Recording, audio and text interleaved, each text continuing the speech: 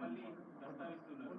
తెలంగాణ ప్రభుత్వం అంతా తప్పుగా తరగగా చేసింది. దీని అందుకే మోడీ ఈ నిర్ణయం తీసుకున్న తెలంగాణ కాంగ్రెస్ తీసుకున్నటువంటి నిర్ణయం ప్రభావం మా మీద లేదని చెప్తున్నారు. నేను వాళ్ళ మీద ప్రభావం ఉందా లేదా, రాజకీయపరమైన ఆరోపణలు ప్రత్యారోపణలు ఈ సందర్భంగా చేయదలుచుకోలేదు.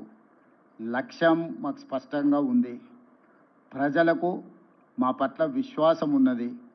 దేశంలోనే మా ప్రభుత్వం చేసి చూపించింది. ఇలాంటి విమర్శలు చేసే నాయకులను నేను ఒకటే ప్రశ్న అడుగుతున్నా. 11 సంవత్సరాల నుంచి నరేంద్ర మోడీ గారు ఈ దేశ ప్రధానమంత్రిగా ఉన్నాడు. 16-17 రాష్ట్రాలలో మీ ప్రభుత్వమే ఉన్నది. గుజరాత్లో 25 సంవత్సరాల నుంచి మీ ప్రభుత్వం ఉన్నది.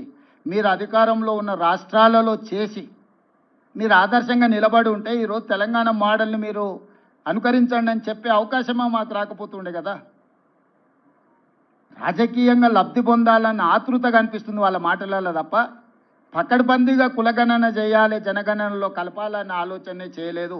చేయాల్సిన జనగణన కూడా 2021లో చేయకుండా వాయిదా వేసిండ్రు. ఇవాళ అది కూడా చెయ్యాల్సిందే అని చెప్పి మేము ఒత్తిడి తీసుకురావడంతో ఈరోజు వాళ్ళు ముందుకు వచ్చిండ్రు. ఏది ఏమైనా స్థానిక బీజేపీ నాయకులకు కొంత అసూయ, అసంతృప్తి, మోడీ గారు రేవంత్ రెడ్డి గారి విధానాలను అనుకరిస్తున్నాడు అని కక్కలేక మింగలేక దుఃఖంతో ఉన్నారు. ఇంకా వాళ్ళని ఎందుకు చారి ఇబ్బంది పెడతావు?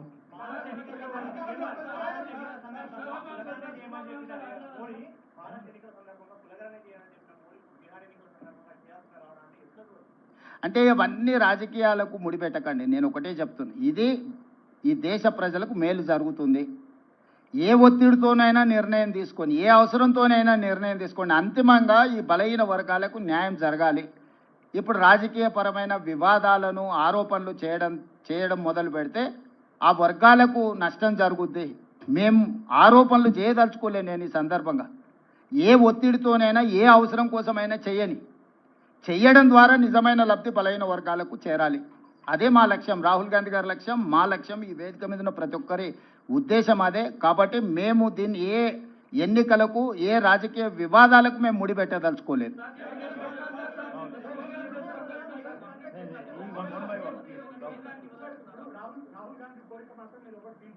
రాహుల్ గాంధీ ఇంకొక కోరిక ఏంటంటే ఇక్కడ తెలంగాణలో రోడ్డు పేరున చట్టం తీసుకురావాలి. అది కూడా కులాలకు సంబంధించింది. అది ఇస్తారా? Good question Rahul.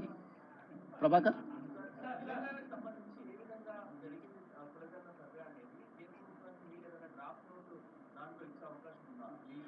మేము ఆల్రెడీ ఆ నివేదిక పంపించినాము. ఫర్దర్గా వాళ్ళకి ఏదైనా కావాలనుకుంటే ఒక డెలిగేషన్, ఆఫీసర్స్ డెలిగేషన్ కానీ గ్రూప్ ఆఫ్ మినిస్టర్స్ వచ్చినా కూడా పవర్ పాయింట్ ప్రజెంటేషన్ ఇచ్చి మా అనుభవాలను అన్నిటిని కూడా వాళ్ళతో పంచుకుంటాము. వాళ్ళు ఇక్కడికి వచ్చిన సమాచారాన్ని ఇస్తాం, లేదు మమ్మల్ని రమ్మంటే కూడా ఢిల్లీకి వెళ్తాం. ఇక్కడ రాజకీయంగా పంతాలకు పట్టింపులకు మేము పోదలుచుకోలేదు. ఈ ప్రక్రియ పకడ్బందీగా చేసి సరైన సమయంలో మనం చేస్తే వీళ్ళందరికీ మేలు జరుగుతుంది. వీళ్ళ కోసం ఒక మెట్టు దిగడానికి కూడా, బలహీన వర్గాల కోసం ఒక మెట్టు దిగడానికి కూడా మా ప్రభుత్వానికి ఎలాంటి భేషజాలు లేవు.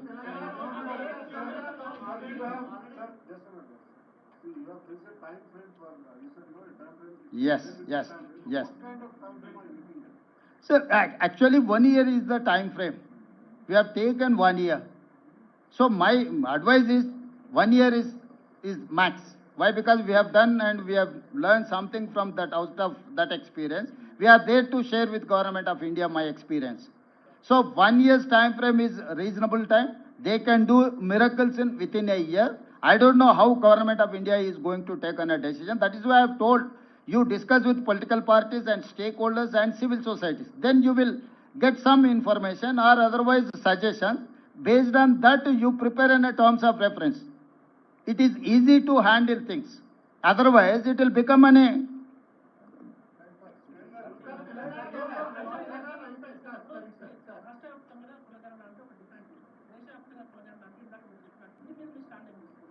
ఇప్పుడు వాస్తవంగా దీన్ని గందరగోళపరిచే వాళ్ళు లేవనెత్తుతున్న అంశాలు. ఏ రాష్ట్రానికి ఆ రాష్ట్రానికి రిజర్వేషన్లు, ఆ సామాజిక వర్గాల నేపథ్యాన్ని తీసుకొని నిర్ణయాలు జరిగినాయి. ఇది స్టేట్ యాజ్ ఏ యూనిట్. నేను అందుకే ఆ సూచన చేసిన. ఇప్పుడు ఈ ప్రశ్నలన్నీ కూడా వాళ్ళు ఆల్ పార్టీ మీట్ పెట్టినరు అనుకో, లేకపోతే స్టేక్ హోల్డర్స్ మీట్ పెట్టినరు అనుకో, లేకపోతే సివిల్ సొసైటీస్ని పిలిచినరు అనుకో, మీరు అడుగుతున్న ప్రశ్నలన్నీ ప్రభుత్వం ముందుకు వస్తాయి. ఎక్కడైనా ఏ స్టేట్కి ఆ స్టేట్ రిజర్వేషన్లలో ఏది ఎందులో కలుపుకోవడానికి వెసులుబాటో ఆ లిస్ట్ ఉంది. ఒకవేళ ఏదైనా సామాజిక వర్గం ఒక రాష్ట్రం గతంలో కాపులు ఓసీలలో ఉండేది, 1976లో బీసీలలోకి వచ్చిండ్రు, 1976 కంటే ముందు లంబాడాస్ కూడా బీసీలలో ఉంది, తర్వాత వాళ్ళని ఎస్టీలలో తీసుకొచ్చిండ్రు. ఇట్లా రకరకాల సామాజిక వర్గాలు వివిధ సందర్భంగా ఎల్లాపుల, కొప్పుల వెలమ వాళ్ళందరూ ఒకప్పుడు ఓసీలు. చంద్రశేఖరరావు గారు 96లో వారిని తీసుకెళ్లి బీసీలలో కల్పించిండు. దీనికి లోకల్ బాడీ ఎన్నికలకు సంబంధం లేదు మిస్టర్ సూరజ్.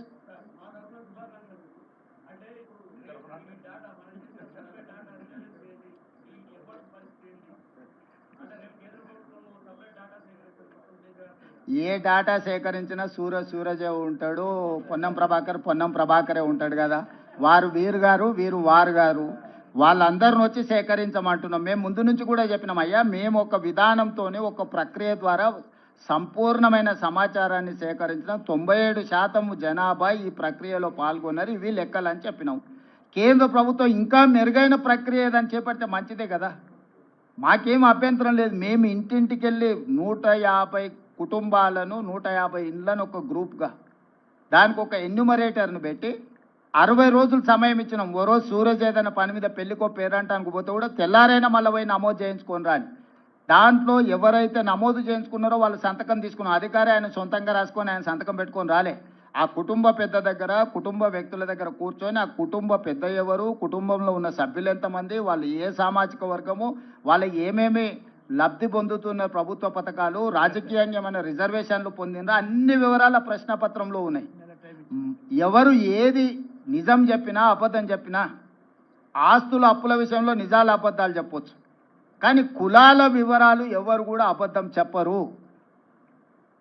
ఇది 100% నా సంపూర్ణమైన విశ్వాసము. కులాల లెక్క పక్కగా తేలిన తర్వాత సంక్షేమ పథకాలు ఎట్లా అమలు చేయాలనో ఆటోమేటిక్గా ఆ స్టేటస్ అనేది మన దగ్గరకు వచ్చేస్తుంది. కేంద్ర ప్రభుత్వం ప్రామాణికం. ఎప్పుడు కూడా ఎలాంటి డేటా అయినా గవర్నమెంట్ ఆఫ్ ఇండియా ప్రివేల్స్. ఇప్పుడు ఏ డేటా లేనప్పుడు నా డేటా ప్రామాణికం.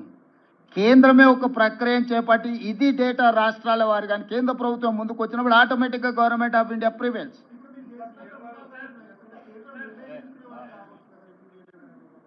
ఇప్పుడు వృధా కాదు, దేశానికి ఉపయోగపడ్డదని మేము చెప్తున్నాం. రోల్ మోడల్ తెలంగాణ అని ఎందుకు చెప్తున్నాం?